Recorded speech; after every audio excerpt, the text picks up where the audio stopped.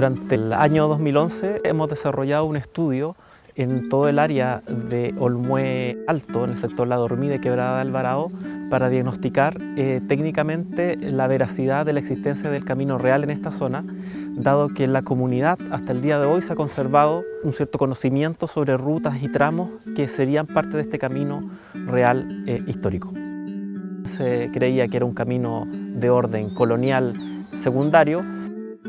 Logramos documentar a través de escrituras, a través de juicios del siglo, fundamentalmente del siglo XVII, y muchas cosas refiriéndose a temas del siglo XVI, que esto ya era llamado Camino Real y era un sector reconocido de toda la trama de estas rutas en la zona de esta parte del imperio.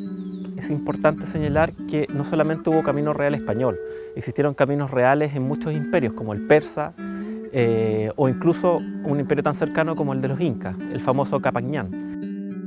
Es por ello que cuando hablamos de un camino no tenemos que pensar como una ruta lineal, sino como un sistema de caminos, de senderos que interconectan todo un territorio amplio en función de generalmente lugares de interés. Este segmento, este espacio del camino, yo diría que se empezó a ensanchar por la documentación que uno encuentra en el Archivo Histórico Nacional desde mediados del siglo XIX. Y es un proceso lento, muy lento, porque cuando se inaugura el ferrocarril Valparaíso-Santiago, en realidad todos los recursos se van en esa dirección. Y por lo tanto, entonces, la construcción de caminos, su ensanchamiento, su mantención, va a quedar esencialmente a los recursos con los que puedan contar los municipios, que eran muy escasos. Este es un muy buen ejemplo de lo que estamos comentando. Entonces, paulatinamente se van haciendo arreglos, se van haciendo algunos ensanchamientos, ¿ya? Hay preocupación de que el agua de las acequias de las propiedades contiguas no se vertiese sobre los caminos, cosa que ocurría constantemente, pero finalmente no es mucho lo que se va a invertir. Y por otro lado, si había algún dinero que se invertía en los caminos, cuando venía el invierno, rápidamente los caminos se deterioraban de nuevo, ¿ya?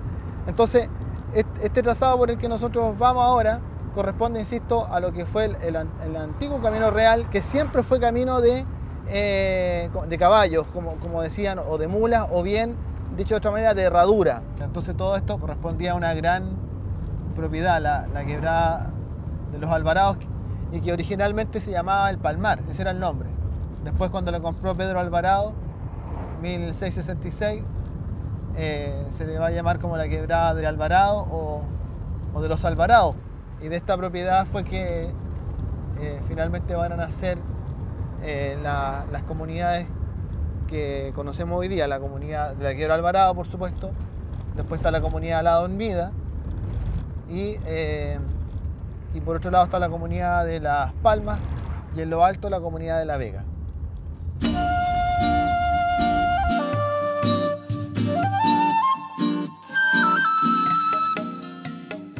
Aquí uno podría imaginarse los dos trazados que tenía este camino. Por una parte había un segmento que iba por el fondo de la quebrada y del cual pudimos reconstituir gran parte y que llegaba hasta el descanso de donde hoy día está, ¿verdad?, la capilla de La Dormida. La capilla data de mediados del siglo XVI y obviamente, o sea, era un caserío que todavía tiene las características y era el camino obligado desde Santiago hacia el interior, diríamos, por el otro, diríamos, extremo venía Valparaíso, así que obviamente nosotros somos los más antiguos. La gente que venía desde Santiago a Valparaíso pasaba por este camino real, obligadamente. Desde aquí hacia atrás el camino real pasa por el puente, diríamos, y llega hasta el camino y se une llegando al lado de la gruta. Todo eso es el camino real. Era obligado, diríamos, porque aparte pensemos que la antigüedad era mucho más cristiana que nosotros en la actualidad. Y obviamente la gente viajaba desde Santiago, que ya es un punto bastante lejano, y aquí era La Dormida, por eso nosotros nos llamamos así, porque pernoctaban. pernoctaban en la posada que está más abajo y obviamente al otro día proseguían su camino. Y como eran buenos cristianos, pasaban a hacer sus oraciones y pedir por un buen viaje. Yo soy exalumna de una profesora que fue la que hizo posible que esto se declarara Monumento Nacional. Se declaró Monumento Nacional y después ella cayó enferma y estuvo postrada 5 años también. Y a ella le interesaba proseguir la labor. La capilla en sí estaba en muy malas condiciones y yo le hice una promesa, diríamos, de que yo proseguía su labor si ella faltaba. Acá les muestro el tabernáculo que tiene la capilla, que está un poco deteriorado el pobre, está viejito ya. Aquí lo vamos girando. Él cuenta con, estos son aplicaciones en hilo, son hilos. Está bordado, está manchadito con el tiempo, con la cruz. Y en la parte superior aparece un corderito con una bandera. Lo trajeron de México, de regalo, que es un Cristo también bañado en plata. También tenía una estructura que lo protegía, la tenemos así nomás, o sea, una de las cosas valiosas que tenemos también. Todo necesita cuidado, mantención y atención.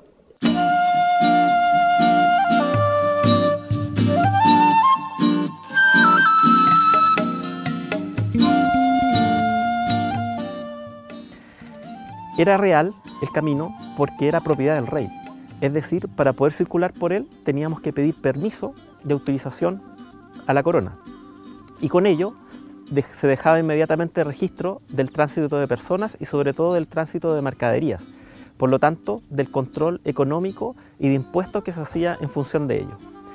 Y otro tema relevante es que hay que entender que el Estado y la Iglesia en toda la colonia y hasta parte de la República era una misma institución, ¿ya? Era una misma entidad. Por lo tanto, la aparición de capillas o de iglesias en torno a estos caminos también no solamente son un elemento de fe y de control social, sino también un elemento de control de las mercaderías y de las personas que pasaban por estos caminos.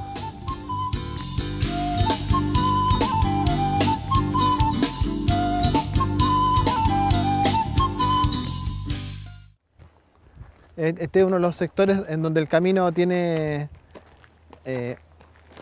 un ancho mayor, son como entre 7 u 8 metros, de pirca a pirca. Hasta que ya el año 38 viene el Zapadores y empieza a hacer entonces este camino que va paralelo hasta la cuesta. Pero el camino es bueno tener presente que no fue una solución definitiva, porque de hecho se inauguró rápidamente, se hicieron las obras, se inauguró y en el invierno siguiente, el año 39, el camino ya tenía problemas. Estaba más preocupado de inaugurar el camino para la época de las elecciones que el camino quedara bueno, ¿ya? Y mucha gente coincide que en definitiva es cuando el camino se va a pavimentar que realmente se va a notar un cambio más importante, ¿ya? Pero antes, mientras el camino siguió siendo de tierra, igualmente tenía la problemática que en el invierno se hacía prácticamente intransitable. En realidad acá ha habido muchos oficios siempre en el campo. El talabartero es un oficio antiguo, pero junto con eso están aquellos que, por ejemplo, venían acá a los cerros y sacaban la nieve, ¿ya? Hacían unos pozos neveros en donde juntaban la nieve que se concentraban en el invierno y después esa nieve la llevaban al pueblo. Entonces se llevaba Limache, por ejemplo, al mismo Olmué cuando fue surgiendo como poblado y se utilizaba para conservar los alimentos. Y así, una serie de oficios. Los que iban a coquear, ¿verdad? Los que iban a sacar los cocos de las palmas, ¿ya? Se trabajaba mucho también en algún momento en la recolección de hierba, ¿ya? La elaboración de la miel. Las mismas faenas agrícolas requerían una especialización importante, no es llegar y ponerse a arar la tierra, no es llegar y enyugar a los bueyes, ¿ya? Todo tiene su ciencia, ¿no? Y eso es lo que ha pasado, ¿no? De que desde la ciudad el campo se ve como muy plano. En el campo hay campesinos y punto, ¿ya? Y en el campo yo diría que sí hay campesinos, pero esos campesinos en realidad son artesanos, ¿ya? Porque son capaces con los productos, con los recursos que ellos tienen de producir cuestiones que son esenciales para vivir, ¿ya? Claramente eso sí, el campo se ha ido transformando, ¿ya? Antes no solo el campo, sino que la ciudad está habitada por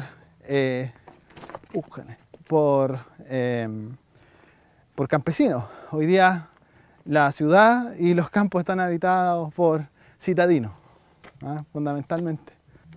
Y aquí nos estamos adentrando en la huella que bajo estas mismas características seguía hasta la cumbre. Lo importante es tener presente que había dos caminos. Hay un camino que sigue por donde nosotros vamos ahora, que vamos cerca del estero de la Dormida, un estero que trae agua esencialmente en el invierno, ¿ya? Pero que ahora en realidad está bastante seco. Y por otro lado también uno podía subir a la loma de Camarico, o la loma larga que se llamaba, y ir por esta loma que divide la Dormida de la Vega, hasta después, ¿verdad?, ir a empalmarse más arriba a la cima de la cuesta. Seguía por la loma que va o por el cerro, en realidad, que va aquí a mano derecha, y llegaba hasta la loma que, no sé si se alcanza a distinguir bien, esta loma que divide este cajón de la Dormida de la Vega, ¿ya?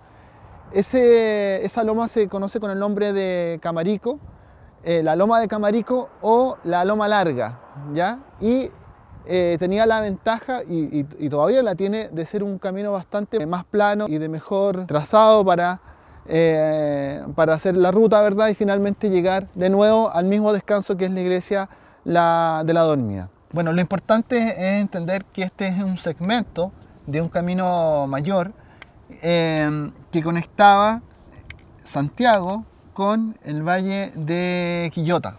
Eso es más o menos lo que uno puede constatar ya en el siglo XVI. Ahora, este camino es muy probable que antes ya hubiese sido utilizado por los nativos. Es sin duda una ruta prehispánica que conectaba los diferentes espacios ecológicos de los que hacían uso estas poblaciones. Después los incas también, según consta la documentación, pudieron darle algún uso y conectarlo con el camino real que venía desde el norte hasta Santiago. Y lo concreto es que finalmente los españoles entonces le van a dar un uso relevante a partir del siglo XVI, básicamente por la economía aurífera.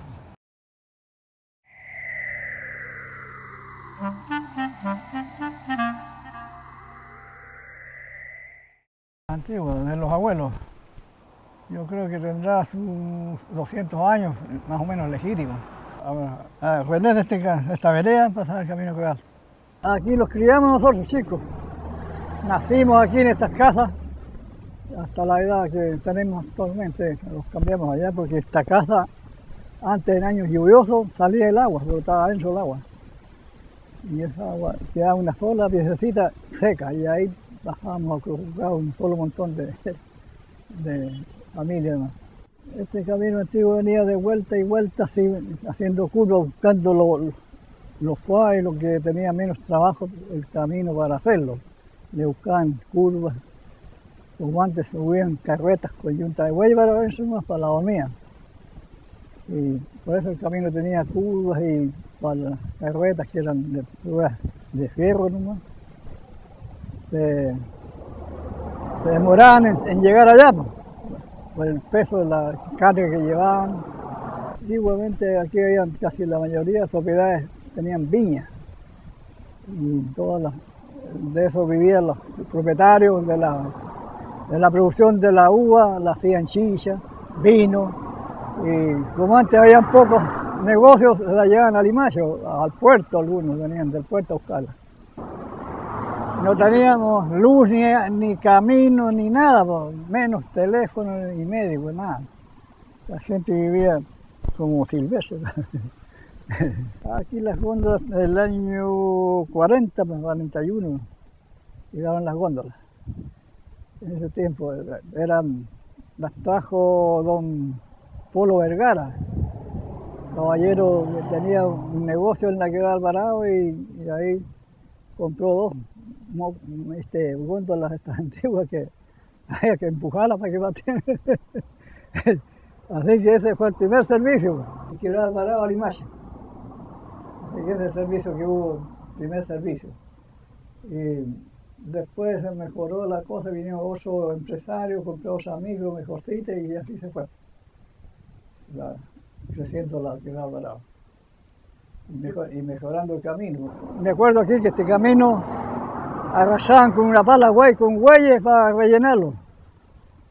De que la pala güey era de la hacienda Isman, que la prestaba en esos tiempos don Adolfo Isman, que operaba con esa maquinaria.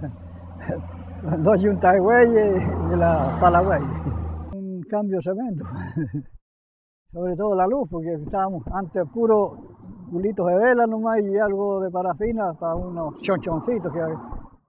Después llegó la luz, el 71, llegó la luz. Cuando salió Salvador Allende, él fue el que los puso la luz. Hasta aquí está el Venado. El camino lo asfaltó, pues hasta aquí está la Lomía.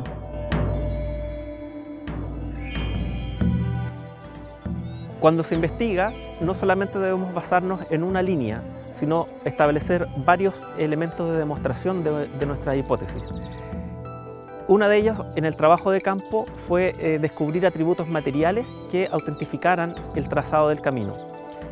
De ellos, los más relevantes es el uso de las pircas, que podemos ver a lo largo de varios kilómetros dentro de esta zona, y además las viviendas en adobe o adobón, es decir, arquitectura de tierra cruda, las cuales estaban ubicadas en el contorno del camino. Fíjate acá la enorme piedra que sirve como base para afirmar la casa. La piedra es un elemento muy relevante en las construcciones de esta zona. La vemos en las pircas y la vemos en las bases de las casas, también la vemos en las veredas. Y hacia arriba el material predominante es el adobe.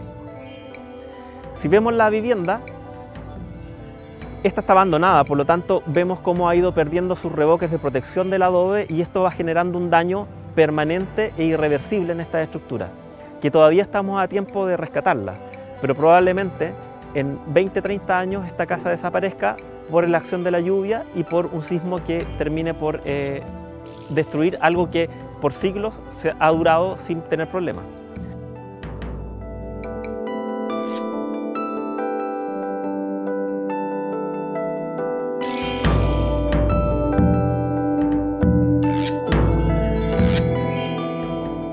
Yo nací en La Vega, digamos, el año 1938, donde lo único que había ahí era un sendero para animales nomás, porque yo vine a ver caminos grandes, o sea, caminos para vehículos el año 63, no, miento, el año 65, cuando salió esta municipalidad, la presidencia de Eduardo Frei Montalva, y el intendente de esa época, del finado Luis Enrique Vicente. Él fue el que dio la orden para hacer el camino de La Vega. Entonces, yo tengo conocimiento, pero hay una particularidad que ustedes a lo mejor no la tienen en cuenta. Cuando Pedro de Valdivia se alojaba ahí, desertaron mucho, en la noche. Y yo voy a llegar al por qué desertaron. Porque a Pedro Ardilla, para venir a Chile, o quien viniera de los españoles a Chile, le mandaban lo último que tenían allá, pues los que están presos, los asesinos.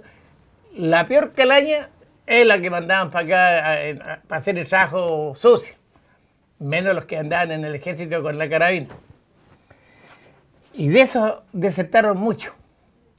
Y de esos desertores se arrancaban para los cerros de La Vega, para los cerros para la Ramayana, incluso algunos para la Quebrada. Vivían de las alberjas, se sembraba mucha alberja, se sembraba muchos trigos, se cosechaba limón, se cosechaban muchas peras, se cosechaban muchos duraznos, damascos, los cargaban en burro y los iban a vender a Limache. Y tanto de la Hormiga como de La Vega y de Las Palmas. Y cuando no hacían negocios con Tiltil, también viajaban a Tiltil. El día que ya se acabaron el dominio de los españoles y pasó a ser de manos de chilena, se creó el camino de la Cuesta de la Hormiga, hecha por el regimiento Zapadores. Ahí trabajó mucha gente, pero también hay mucha gente descansando debajo de esos cerros, porque cuando llegaban los fines de mes, aparecían los infaltables buenos para saltar. Ahí hay mucha gente enterrada. Mi abuelo era de allá, mi abuelo murió de 80 y tantos años, y él decía que, niño me decía, aquí hay mucha gente enterrada en estos caminos.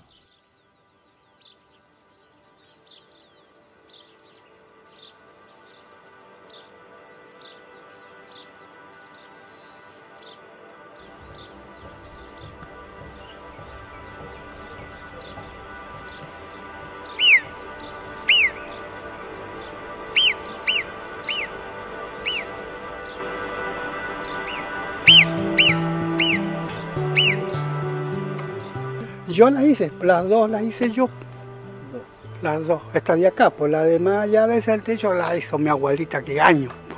Yo creo que no sé qué años tendría mi abuelita, la hizo ella.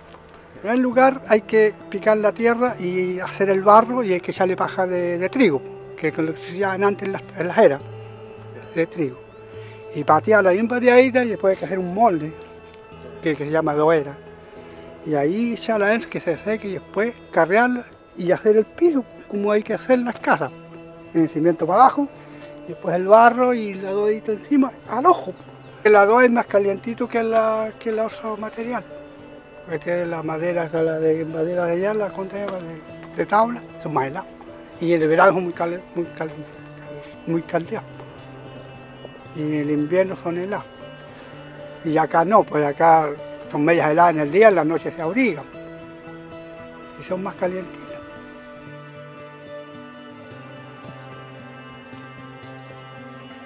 Aquí tenemos la cocina.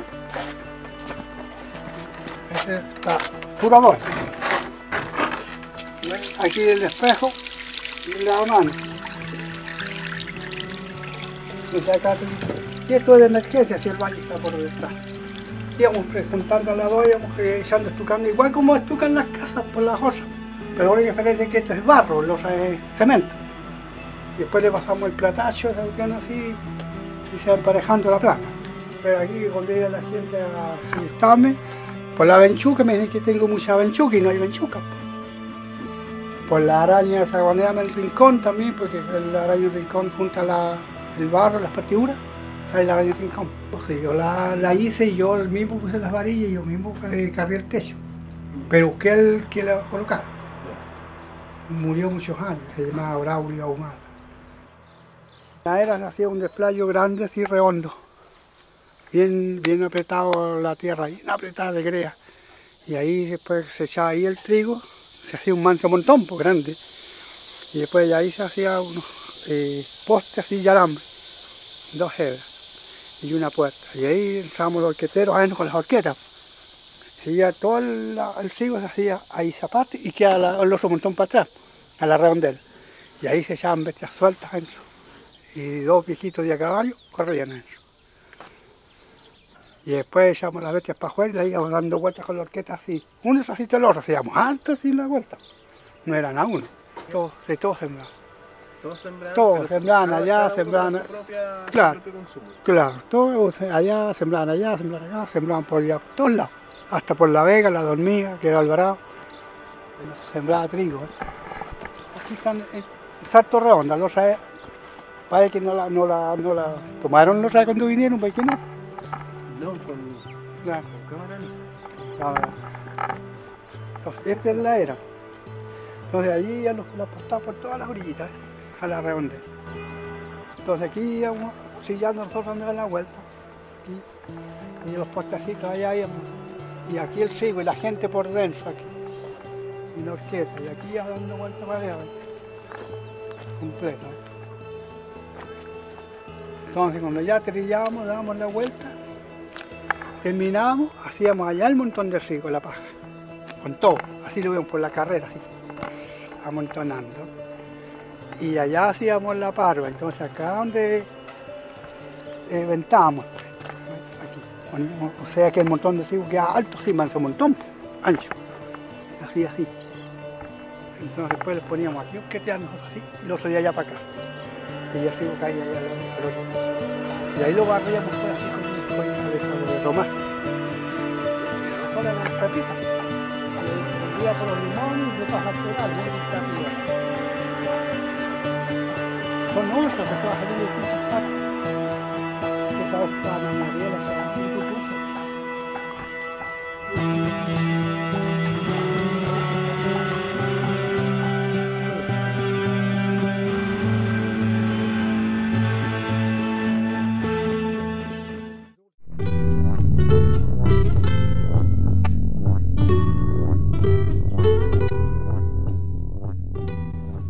Pero yo soy muy trabajada. ¿Cuándo van a conversar de todo lo que yo haya hecho en mi vida?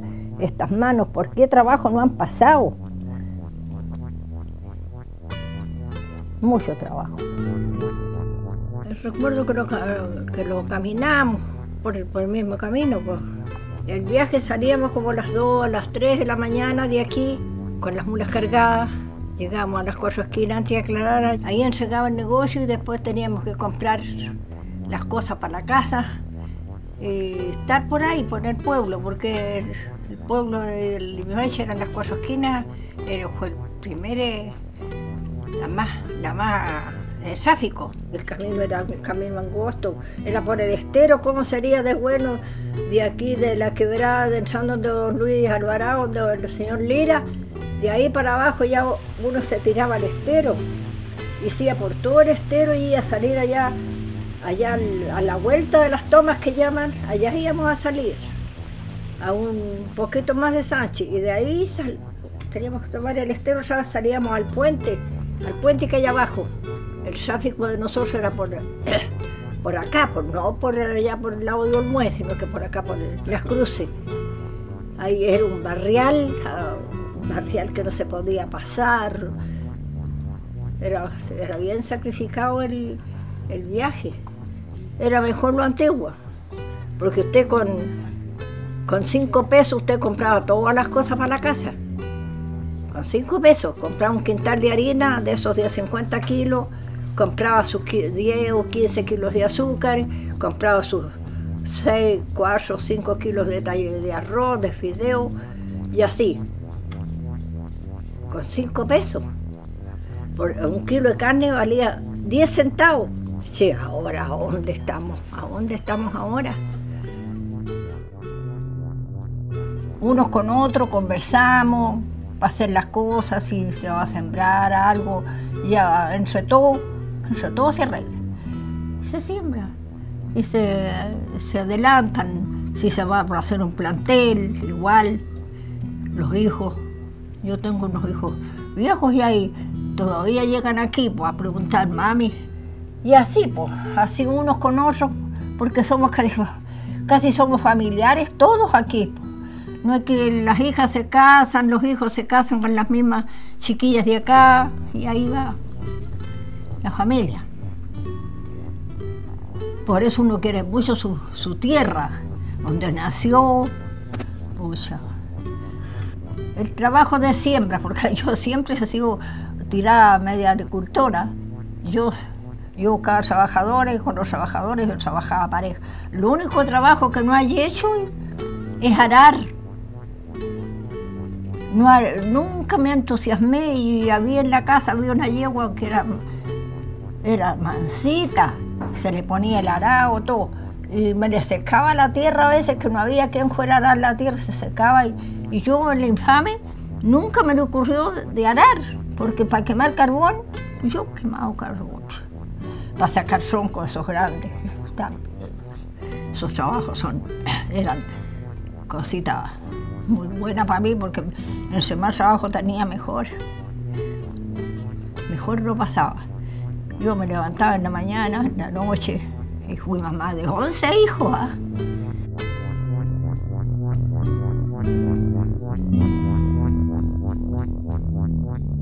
Sé que el niño Dios de las Palmas fue encontrado allá arriba, aquí en la Piedra Imán. Por allá fue encontrado, iban unos arrieros con unos burros cargados. En un huequito, dicen que por ahí estaba en una pajita, lo habían dejado. De ahí se lo trajeron y se lo entregaron aquí al caballero, al dueño de la iglesia. Y él lo recibió, lo dejó y lo tiene ahí, pues. Ahí está. Esto hacen como 150, 160, más, cerca de 200 años. ¿Ah? Le estoy hablándole yo porque yo, fíjense, con lo que me falta más los 100, y yo cuando estaba chica, yo lloraba porque no me dejaban ir a la novena y estaba así, pues, chica, que apenas llegaba ahí a la iglesia. Así que, digo usted, ¿cuánto tiempo que le estaría ahí en ese ruquito que lo dejaron? Porque estaba en unas pajitas, por eso si el nacimiento del niño Dios siempre se hacen unas pajitas, porque ahí lo encontraron ahí en unas pajitas.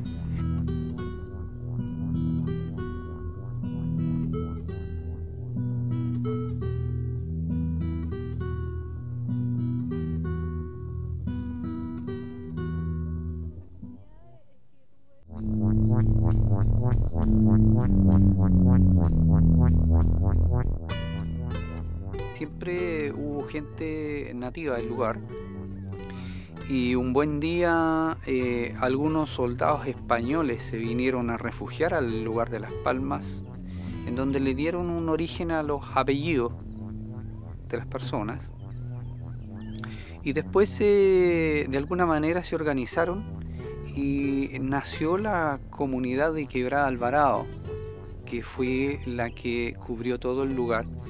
Y después, al cabo de algunos años, se fueron dividiendo, en donde nació la comunidad de La Vega, de La Dormida, de Las Palmas y obviamente que Quebrada Alvarado.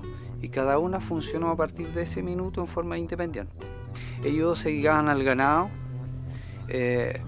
Del ganado, el producto que ellos obtenían, lógicamente, el cuero, que era muy importante para ellos, para la fabricación, aunque ustedes no lo crean, del calzado, que era la antigua chalala, que no era la hojota hecha de neumático, chalala, que era de cuero de animal, el charqui, que lo secaban y lo podían guardar, ¿ya? Tenían el tema de sembrar trigo, porque el trigo les proporcionaba, aparte de la harina, el alimento para las gallinas, ¿no es cierto? Y de ahí también tenían carne y tenían huevos. De ahí que todos también usaban la agricultura y todos se sembraban zapallo, los porotos, las cebollas, y todos lo guardaban. Secaban la fruta, tenían especialmente perales, higos, eso lo secaban. Y la miel, que la abeja, que era el tema, era el endulzante que tenían.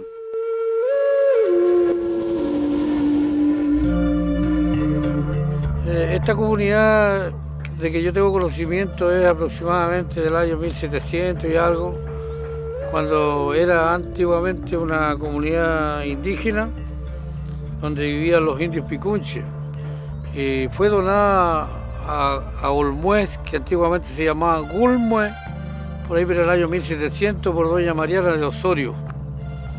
Posteriormente, en la parte alta de acá, Olmuez y Quebrada Alvarado, se llamaba El Palmar, visto que habían demasiadas palmas, miles y miles de palmas, y fue tanto lo que la explotaron que se terminaron.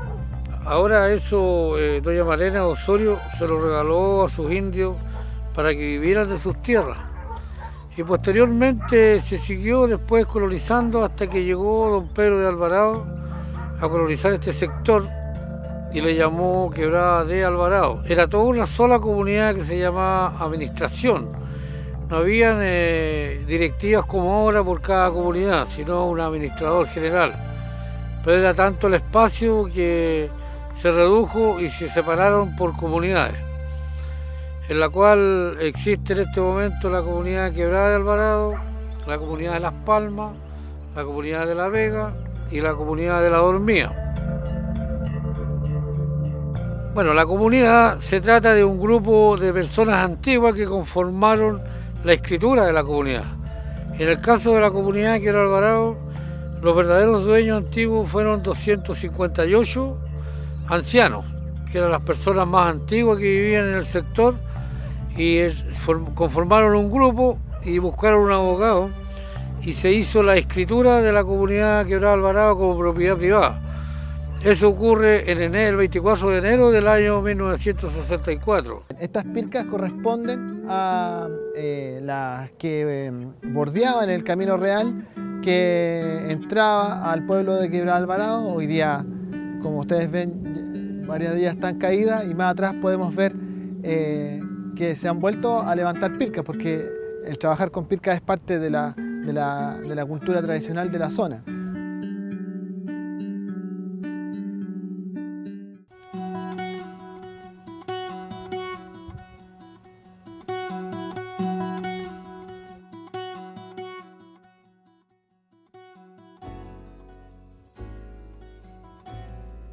Y de acá eran mis padres también, y aquí formé yo mi familia, mi grupo familiar y mi microempresa. Y me siento feliz y orgullosa de cómo empecé a lo que tengo ahora. Bueno, mi mamá venía del norte y mi papá, su madre era de acá de Las Palmas. Bueno, era todo rústico porque nosotros vivíamos al frente, todavía está la casa que no se ha caído, gracias a Dios. Vivíamos en forma muy humilde, donde no había baños, nada, no había ducha, ninguna de esas cosas. Lo que más me recuerdo, lo que me trae muy lindos recuerdos, es que en la casa se preparó mucho el chancho a la chilena y la chicha. El nombre siempre fue el mismo. Primero era casa de pensión, pasar a verme. Y después mi papá le puso, no me olvide, el almacén, porque lo puso al lado. El despego mío fue cuando falleció mi padre, en el 73. Yo ya estaba trabajando en la plaza. Después él me arrendó el negocio y ahí empecé yo con un restaurante. Y después compramos acá lo que era el colegio y nos vinimos para acá. Si ustedes ven en el camino, en la ruta, no van a encontrar letreros que digan no me olvide, porque la misma gente acá es de una, como le dijera, una propaganda de boca a boca. Y qué mejor son los platos lo que lo dicen todo. Nosotros se cocina con mucho cariño, se cocina acá con respeto, porque yo le digo siempre a mis trabajadores, los clientes son mis patrones.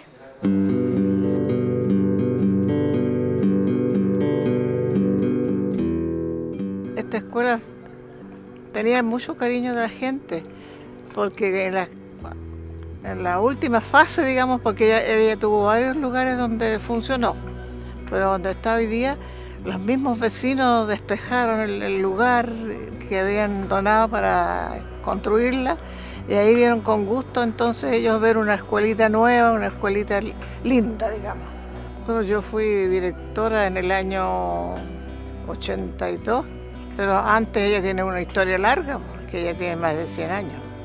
Este pueblo se caracteriza porque son gente toda que se dedica a la agricultura, a la crianza de ganado, y son gente muy buenos, muy unidos, muy cooperadores. Formamos unos grupos muy hermosos con los apoderados y los alumnos y los niños, y la profesora en ese tiempo era de todo, cuando recién me recibí, en el año 38, por ahí. Entonces me encontré con un pueblo lindo, hermoso, con mucha gente cooperadora que la recibieron a uno con cariño.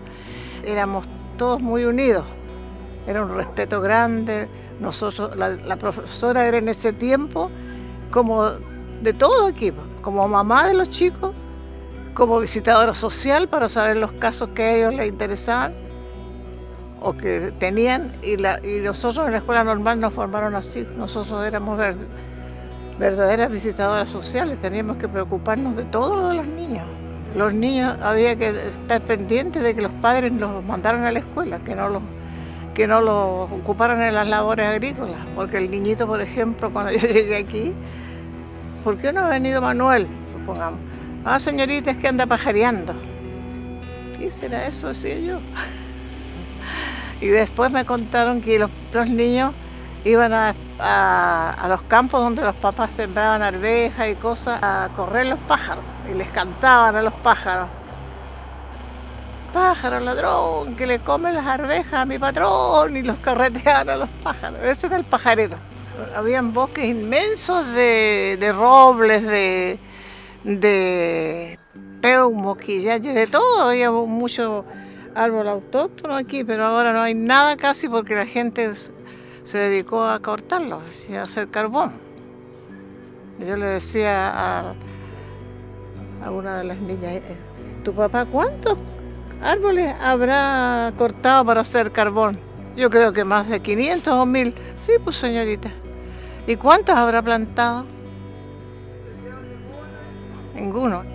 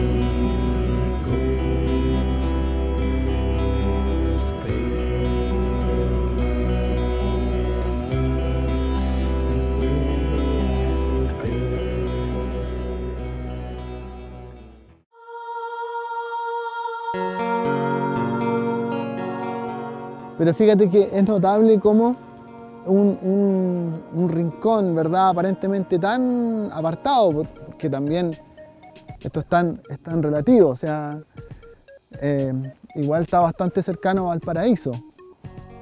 Pero es notable cómo se logra insertar dentro de la expansión económica urbana que se va a experimentar en el siglo XIX, con sus productos, con sus limones, arvejas, ¿ah? El trigo. Ahora, lo importante sí es tener presente que, por ejemplo, ellos llevan el trigo a Limache, pero lo llevan a un molino, ¿ya? Entonces, básicamente eso era para el gasto, como ellos le llamaban. Entonces, traen esos productos y con eso tenían para el año, de ahí sacaban una serie de derivados. Cuando ellos llevaban el trigo a moler, que también lo molieron en la hacienda Itman, que estaba ahí en Limache, se les cobraba en parte con su misma producción, es una forma de trueque. Y había mucha solidaridad, sobre todo en la época de la trilla, ¿ah? Entonces iban de loma en loma trillando. Eso también es muy interesante ver el hecho de que las eras están a mucha altura. Tú encuentras aquí eras a más de 800, 700 metros sobre el nivel del mar. Una de las actividades económicas importantes acá también era la producción de carbón. Y eso probablemente en un principio fue para el consumo propio del hogar, y después cuando se empieza a generar esta apertura hacia la economía urbana, entonces los leñadores y los carboneros van a ser parte del paisaje, ¿verdad?, urbano después, porque van a llegar con sus productos en las mulas, ¿ah? Muchas veces una semana estaban en los cerros trabajando y con todo el rigor de lo que significa, ¿verdad?, estar aquí en la montaña, el frío, y también muchas veces enfrentar los riesgos de que le saliera el león, como le llamaban, ¿eh? el puma. La cantidad de hallazgos arqueológicos que se han hecho son muy grandes y que acusan una presencia poblacional de antigua data. hay evidencias de una presencia importante en una época de poblamiento hispano, y yo creo que asociado a la explotación de los lavaderos de oro. Mucho de eso se encuentra en los cursos de agua. Entonces estas piedras, en donde seguramente trabajaban ahí, molían el metal. En el Parque Nacional La Campana se han encontrado varios maray, que le llaman, y que está relacionado básicamente ya con la época de explotación minera que hicieron los españoles.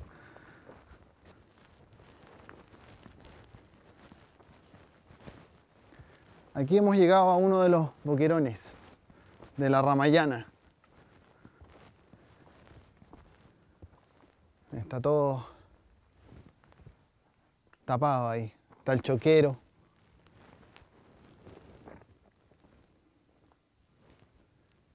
Este fue un mineral muy importante en esta zona, en la que trabajó una gran cantidad de personas, quizás un centenar de personas. Mineral de oro. Después de la tragedia de Copiapó, se han endurecido las medidas para echar a andar este tipo de yacimientos. Así que eso es lo que tiene retenida, probablemente que todavía no se comienza a trabajar.